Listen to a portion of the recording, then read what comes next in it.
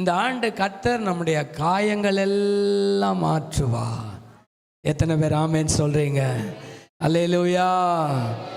இது சாதாரண காயம் இல்லைங்க.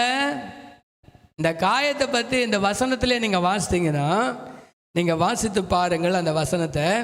12வது 13வது வசனம் வாசிங்க. கர்த்தர் சொல்லுகிறது என்னவென்றால், உன் புண் ஆறாததாயும் உன் காயம் கொடியதாயும் இருக்கிறது. உன் காயங்களை கட்டும்படி உனக்காக ஏற்படுவார் இல்லை. உன்னை சொஸ்தப்படுத்த ஔஷதம் மெடிசின், மருந்து. சில காயங்களுக்கு என்ன கிடையாது? மருந்தே இல்லை. அதை மாற்றுவதற்கு ஆட்களே இல்லை.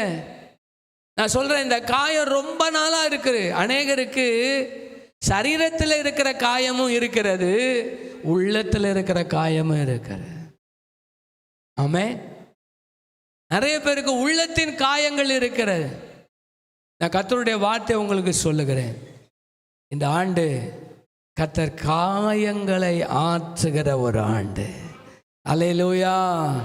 யாராலும் சுகப்படுத்த முடியாத, எந்த மருந்தும் சுகப்படுத்த முடியாத காரியங்களை நான் ஆற்றுவேன் என்று கர்த்தர் சொல்லுகிறார். அல்லேலூயா, அல்லேலூயா. அவரே நம்முடைய பரிகாரி. எத்தனை பேர் ஆமென் சொல்றீங்க?